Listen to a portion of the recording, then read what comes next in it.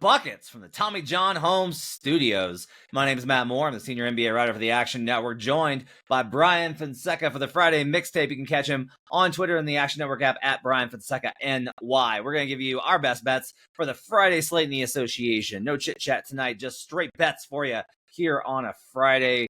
We will get to all of those things. Make sure that you check out youtube.com/the Action Network and check out all of our great shows. You know, it's getting to be college bowl season. You're going to want to check out Big Bets on Campus. It's an NFL playoffs, so just around the corner. You're going to want to check out the Action Network podcast and the favorites. So many great shows. Make sure to check them out at youtube.com/the Action Network. Download the app where you can get our picks, including Bryan and I. We don't do this. Like, we are not we victory lap a lot of individual bets, but we don't usually be like, hey, we did this. Because, like, you can check our records in the app. Like, you can see how we're doing this month, this year, all time, etc. And I never try and tap myself. Having a good week.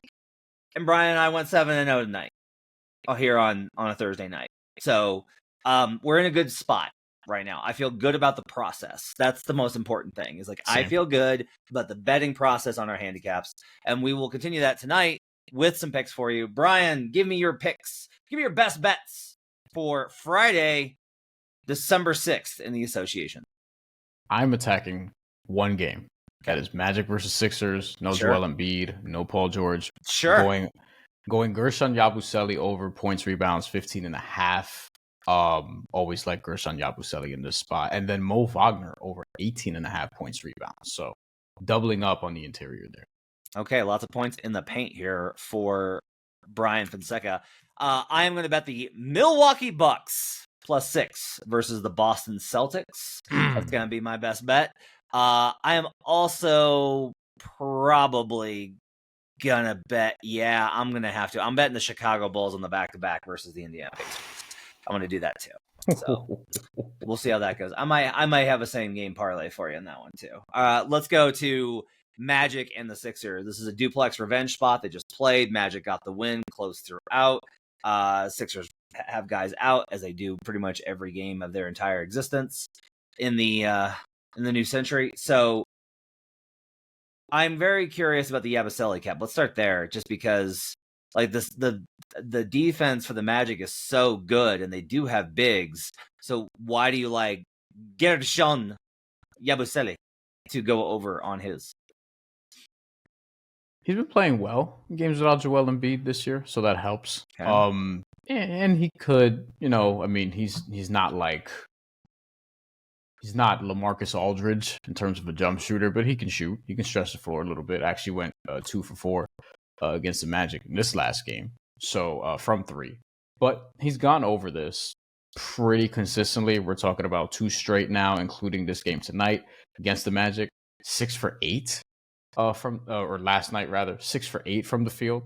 Had 15, had 7 rebounds, also had the 4 assists. I was thinking about going PRA because he does have some playmaking potential, but he averages about 2 assists per game. And I was like, I don't want to chance that in the event that I need a little something and he only gets like 1 or 2. But has hit this over in 3 of 4. You can stretch it out a little bit further, and you're talking about 5 of 7. And in games without Joel Embiid, like, he's just a lot more active. Like, the usage goes up. He's honestly one of their best bigs. And it doesn't look like we're expecting to have Andre Drummond in this either. And then with Paul George out, like, the points got to come from somewhere, and it's not all going to be Tyrese Maxey, though obviously that's going to be a healthy portion of it. And Gershon Yabusele, like, I like the role that he's had to fill in for the Sixers from an individual standpoint. Like, he has value as a player. He's finishing from the field. He's almost 50% from the field. Including the Magic game, he might be over 50% or at 50% at this point. And I think despite the fact that the Orlando Magic obviously have like Mo Wagner, Wendell Carter Jr., I think he'll be able to find his because he does have a little bit more of a perimeter game than it may appear, which he demonstrated in Europe for many years after leaving the NBA. And it's honestly what helped bring him back. Okay, so how does this lose? Like, if you're looking at this and it's like, all right, this doesn't get home, what happened? Probably shitty performance from the field. He went 4 for 12 recently. Okay. There's a world where the defense suffocates him enough where he doesn't get the looks, and the attempts are at like a 6, where he's gone 2 for 6 recently as well. So that's probably it. But I do think like to me, it's not necessarily volume because it's 15.5 PR. So like you can get to 8-8 and I'm good. Now I'm not expecting like 10, 12 field goal attempts, though that would help. And he could get there. He's gotten there in 3 of his last 6 games. He's gotten to 10, 12 field goal attempts. And like I mentioned, the 6 for 8 last game. But I would say probably low volume and just not enough boards. But I think he's one of the only guys on this team who could actually survive the Magic's physicality, as we just saw, and give it right back to them. Like he's one of the only guys who's like, this matchup should be okay for him. And it has been. Orlando's 5th in points in the paint allowed per game. They contest at the rim. They allow at dunks and threes. Mm-hmm. 5th best at the rim at 59.5%. Okay. I mean, look, I will say, like, in a game with the Magic, you're gonna have a lot of misses. So maybe the rebounds might just get you home here. Like, sure. The rebounds provide backstop for you. Not a ton of volume, but 41% from 3 so far this season. Yabusele. So. All right. And they will leave him open in their coverage. I will say that. Like the Magic leave stretch 5s open. It's one of the reasons why Karl-Anthony Towns just like annihilated them. So, all right. So on one end, you like the points in the paint. Give me the cap on Wagner. Probably a little clearer with this one, but Mo Wagner's just a straight bully. And he had a game against the Knicks where like a lot of people flamed him for being on the receiving end of a meme. Karl-Anthony Towns gives a sort of shrug after receiving some physicality and makes a beautiful turnaround jumper that he would have had a lot of egg on his face if he missed that and messed up the moment, but we got a good meme out of it. But Mo Wagner over 18.5 points, rebounds. He had 20 and 12 in that game against the Knicks. And I know that's against Karl-Anthony Towns, and the Knicks interior has been quite soft this year defensively. But, I mean, that's indicative of the style that he plays. Like, he's a bruiser in there. I think there's a discussion to be had as to whether or not he's actually the best center on this Orlando Magic team, given the season that Wendell Carter Jr. has had. But obviously, Wendell Carter Jr. is going to start because of the potential, the athleticism, and the versatility. But Mo Wagner's and the contract. The contract also. But Mo Wagner's just a straight, like, he just got under this in that last game against Philadelphia. I don't think he's going to go under a second straight time. He was 4 for 10, so the shot was a little bit off, and took 3 threes, which he doesn't always do, missed all of them, but he was 10 and 6. And in this matchup, again, shorthanded Philly team is going to be weak on the interior again. I think he can get back to, like, I think a double-double is in play, but I think mostly he can just get back to, like, getting the points in the paint. That's going to be key for him, because shortly before this stretch, like, with the Knicks, and before that 2 games against the Nets where he had 12 and 8, and before that a 3 and 5 where just didn't really have it. He had 15, 16, 18, 19 points in a stretch against, you know, the Bulls, the Hornets, the Pistons, and the Lakers. And I would say, like, Philadelphia's interior, this shorthanded doesn't scare you. And I would say even with Joel Embiid there, like, Mo Wagner is not going to shy away from that. So 18.5, I think, is very doable, especially in a rematch where he didn't get it the first time. I'd be a little surprised if he's just going to be off again from an offensive standpoint, and I think he'll get enough rebounds. The Sixers are not good protecting the rim. They are 7th worst in points in the paint allowed per 100 possessions, and they are 8th worst in rim percentage allowed. They also, I'll say this, their rotations are just not good on the interior. Like, they just don't do, you know, a lot of this is like the Embiid missing factors. You're just used to having the big fella, but they don't really, you know, regardless of whether Drummond's back or not, they don't really have the guys to be able to make the multiple rotations. And so when the guards are able to get penetration, because the Sixers don't have a lot of great perimeter defenders playing Jared McCain, etc., the guys are able to get in and make the dump off pass. And Wagner's got a decent enough floater that for him to be able to pick this up. I like the Wagner pick quite a bit. Like that one I like. I am very close, by the way, to taking the Magic in this game, but because it's a duplex revenge spot, I can't. Yeah. Like I can't do it. I'm staying away from those. Same. Now, like the numbers have actually kind of gone the other way, where it's no longer like if you lost the first one, you win the second. It's kind of gone the other way. It's kind of gone to where if you were favored and won the first one, then you win the second one. But I'm just not really willing to get involved in it. It's not enough to get me interested. What does interest me is the Milwaukee Bucks. So the Bucks lose to the fucking Atlanta Hawks in a game that really annoyed me and cost me the other night. because I was on Bucks and I was on under, and the Hawks just absolutely tore them up, and I was just like, come on, Milwaukee. And that's got Jim Turvey like chirping about his Hawks again. It's just like a nightmare for me. And I don't necessarily I don't want to go back in and fade the Hawks again versus the Lakers, because the Lakers, it is just like it's Lakers or nothing for me in that Hawks Lakers game, even with LeBron out. Like, I can't get anywhere close to this number. And that's not me weighting that. That's not me being like, the Hawks suck. They're minus, like, I just have a number based off of the stats that I prefer, that gives me the projection that I use for power rating. And the power rating says that the Hawks are very, very bad, and the Lakers are still kind of like, not great, but a good team. The Bucks are interesting though, because the Bucks now, they lose that game, and that was a bad one, no doubt. But it was on the back-to-back after they absolutely annihilated on the last Cup night. And I've actually noticed, we pulled this stat today, and I was so mad that I didn't find it going into games earlier this week. Like, I just cannot believe that I missed this stat. I'm basically explaining away the Bucks loss to the Hawks as a reason to throw it out, because I genuinely do think it's interesting. Teams on a back-to-back after a Cup game the last 2 seasons are 15, 25, and 2 against the spread. 38%.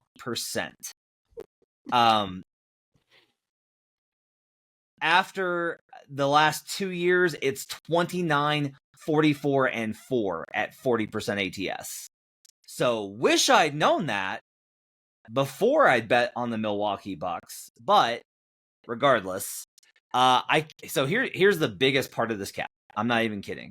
Boston is so bad covering spreads at home, and you saw it in that Pistons game. This season, the Boston Celtics are 9-2 against the spread at home, or 9-2 straight up at home, and they've won games by 9.1 points per game. Hurrah!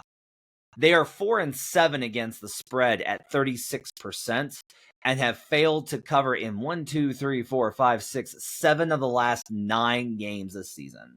So their first 2 games at home were versus the Knicks and this Bucks team, and they won and covered both games. And the Bucks were at their worst, and the Knicks were just like, that was a mess. And I don't know that I'm like willing to completely throw that game out, right? I'm not throwing the Bucks game out either, but I am throwing the Knicks game out. That Bucks team was so bad to begin the season, and they were without a lot of guys.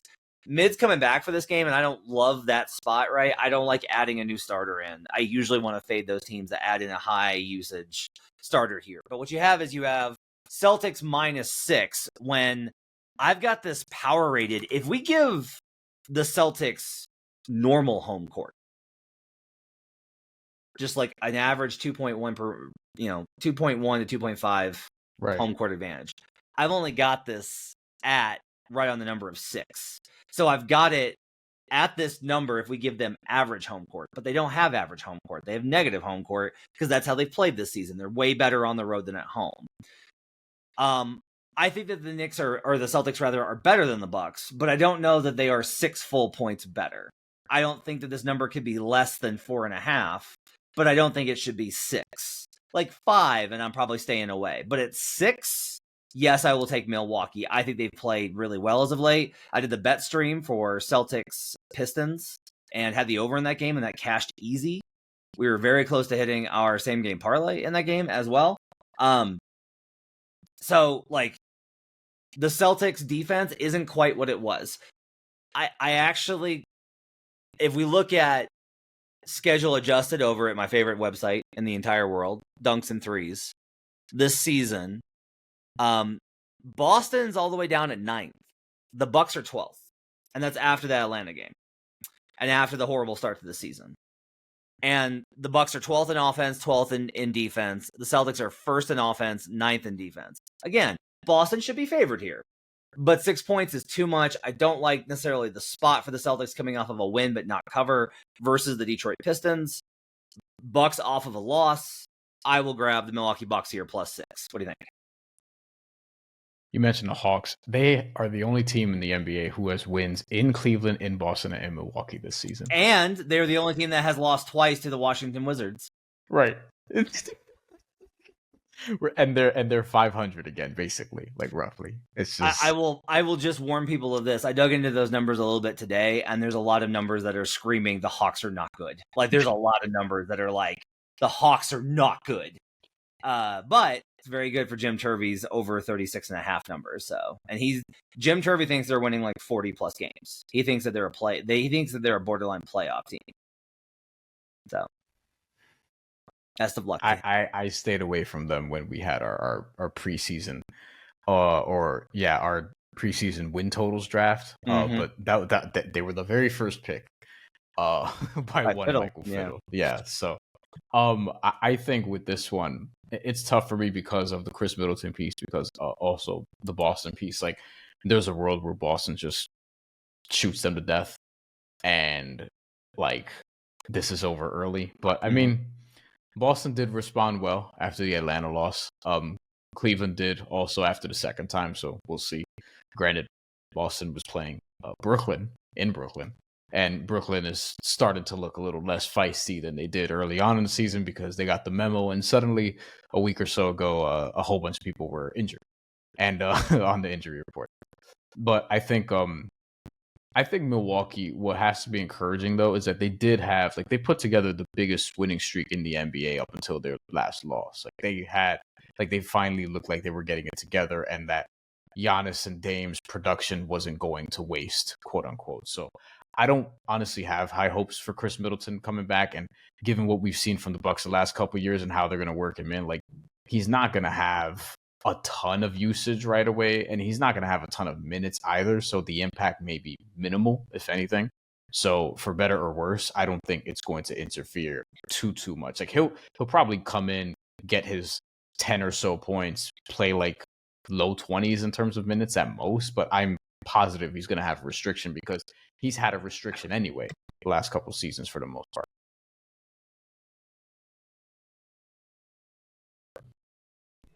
A number that I must share as a warning to everyone that he'll listen to this and considers tailing. Giannis off of a loss since Bud left, so since the start of last season, off of a loss when Giannis plays. The Bucks are 14-24 at 37% against the spread. That's a really bad number for me. When I saw that, I was like, ooh, I'm going to go ahead and dare it because I just do not like the number, and I really like the cap on the Celtics not being great at home for whatever reason. I just think that if you're like, well, what's the reason? I think that there are certain trends that teams kind of take identities on. We saw this with the Warriors 2 years ago where it was they just couldn't win at home. They just weren't good there. And then they couldn't win, or no, it was 2 years ago is they couldn't win on the road. Last year it was that they couldn't win at home. So it's like they fixed one and then corrected the other. I will note that since Bud left the last 2 years, so last season and this year, the Bucks are 2-3 straight up, but 3-2 against the spread when Giannis plays versus the Celtics. It's 5 games. I get it, but also I think that's pretty indicative of the Bucks have not been good in that span. The Celtics have been really good in that span, and yet the Milwaukee Bucks have managed to cover in these games. So that's enough for me. I will take Milwaukee Bucks. I'm also going to take the Chicago Bulls versus the Indiana Pacers, and I am going to take Bulls plus 3.5. I just don't. Why are the Pacers favored on the road? And it's a back-to-back, so this could be one of those where it's like Levine's not going to play, and like the injuries. So wait, if you're like listening to this and you're like, oh, I'll tell Matt, wait, and make sure that everybody's playing, because I'm grabbing this now for the podcast because I not have to, but I do like the spot. I can't understand the number, and so I'm going to go ahead and I'm going to grab it. But also, like, this could get very wonky, and then it could look very, very bad. This is in the market. There's a 2.5 at FanDuel and a 3.5 at BetMGM. So there's market discrepancy, and I'm going to bet this is probably going to move towards the Pacers. The Bulls have not been good under Billy Donovan on back-to-backs the last 2 seasons, so that's not a good trend. And the Pacers are obviously like a high-octane offense in theory. There's no way I have the Bulls as a better team on neutral court, and they're at home on power rating.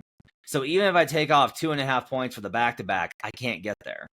I just can't get there on number. I cannot. And this is, we talk about don't try and catch a falling knife. This is the opposite, where I'm like, all I'm saying is the knife's going to keep falling on Indiana. And on some level, they are not the team that they were last year because their offense isn't elite. It's just good. And the defense is still terrible. And so, like, they're not really good in any specific area. There's nothing that sets them apart, which is what the difference with last year. They were bad defensively last year, but they were mind-blowingly great offensively. And that's not this squad. So if you ask me which team has the better offense, like, on paper, it's definitely, like, it has to be considered to be Indiana. But, like, Indiana's 14th in schedule-adjusted offensive rating right now. The Bulls are 9th. So the thing that the Pacers are good at, the Bulls are better at this season. I'll grab the points with Chicago here, Brian. I don't like that the Pacers are favored while they're 2-11 on the road. Right. Just straight up. Like, that doesn't make a ton of sense to me. Mm-hmm. And yeah, like, the Pacers, honestly, I mean, well, Tyrese Halliburton specifically hasn't been the same guy since last year's NBA Cup. Like, if you really think about it. Right. And I was high on the Pacers this year. That's probably one of that's the one that I regret the most, maybe. Because I was like, okay, maybe they'll get back to what they were doing. I mean, there should have been some sort of playoff momentum, but like Andrew Nembhard gets hurt right away, Nesmith gets hurt, Ben Mathurin has to step in and fill a bigger role. They have no backup center right away because Isaiah Jackson and James Wiseman both tear their Achilles. So like a little snake bit in that regard too, because I was expecting Nembhard to have like a breakout campaign that got sidelined very quickly. Nesmith getting hurt, and then like just Tyrese Halliburton, man. Like, I'm just not seeing consistently that electricity that he had the first 3 months of last season, to the point where I'm like, I mean, he can't be already regressing. Like, I don't know what it is. Right. I don't know if it's peaking too early. Like, it feels silly to have that conversation because he's only in his mid-20s and he's looked at as the ascending star, and he should be. But we have not seen that same guy consistently in a year. Like, he's had games here and there, but this starts of the season. And there's been a number of NBA players just across the board this year. It's weird. There's been a number of stars who have just started off the season badly in terms of production. It's weird. Tyrese Halliburton being like the face of this, in my opinion, to some degree. I don't want to call you out, but somebody wrote an entire article about the Olympic bump. Uh-huh. And Tyrese Halliburton, LeBron James, Anthony Davis had a really great start, but has been garbage the last 2 weeks. And one of the things I mentioned was in recent years, like after the last Olympics, everybody got hurt. Mm-hmm. And there were examples also, like, it was exploring, for people who don't know what we're talking about, wrote a story about whether or not the Olympic bump is real. Yeah. Which Matt helped me sort of figure out, like, how we can go about putting this together. And there are examples of the Olympics helping players, but there was a little pushback in terms of, like, not everyone who plays in the Olympics just plays better, because there were examples of, like, Kobe, Pau Gasol, Dwayne Wade, and others kind of like almost falling off after playing in the Olympics at a certain point. None of them were as young as Tyrese Halliburton, and Bam Adebayo struggled, and has been struggling offensively. Though I don't think that has much to do with the Olympics as much as I think it's just that fucking team is super weird, and now they're playing hero ball. And Tyler Hero looks like a fucking all-star now, which weird, like okay, but and the Pacers, like, I don't know. I expected more out of this team, especially with a full year of Pascal Siakam, but it hasn't looked great. Also, second worst team on the road, ATS. The worst is the Pelicans, who have like basically nobody. You're underselling it. Here are the numbers for the Pacers as a road favorite this season. You ready for this? Yes. They're 1-5 straight up and have lost by 8.7 points per game as a road favorite. ATS, they're obviously also 1-5 and minus 13 against the spread. Who's the one? The very first was it Washington? For the very first game of the season, They beat the Pistons, and the line was 5.5, and they beat them by 6. As if 2-11 on the road straight up and 3-10 ATS on the road isn't bad enough. So, like, specifically, though, if they were dogs, I would, everything's different about this. I'd be like, well, I don't know. The Pacers should be dogs to the Bulls. But I think this should probably be closer to a pick'em. I just think that this should be closer to a pick'em. I have Bulls in this game. I have the Bulls minus 1.4. So, like, I'm not talking about, like, a massive adjustment here. If I give them a little bit more of a easier adjustment here, and I don't put as many weights on it, I've got this pick on. I actually think there's a good chance that this goes overtime. I'll probably be on an overtime bet on this game because I've been betting those this year. So that one should be fun. So anyway, those are the bets for you. I've got the Milwaukee Bucks +6, Bulls +3.5. Brian likes PR points and rebounds for Gershon Yabusele and Mo Wagner, the immortal Mo Wagner. He's just a wrestling character. It's really amazing. Love him. He's so Love great. him. One of my favorite bigs in the NBA. You can catch Brian. Might sprinkle on the double-double also. Might sprinkle on the double-double. Like it. You can catch Brian on Twitter and in the Action Network app at Bryan Fonseca NY. You can catch me at HP Basketball. I've got new Substacks up you can check out as well. Thanks for joining us. My thanks to David Payne, our producer, as well as Brady Rubino and the crew in the video department. Get us up at youtube.com/The Action Network. We'll see you guys again on Monday for the Future Jays as we will dive deep into all things. We're going to get back to awards this week, I think, instead of the Cup. So we'll talk about that. Have a great weekend. Till we see you again. Let's get buckets.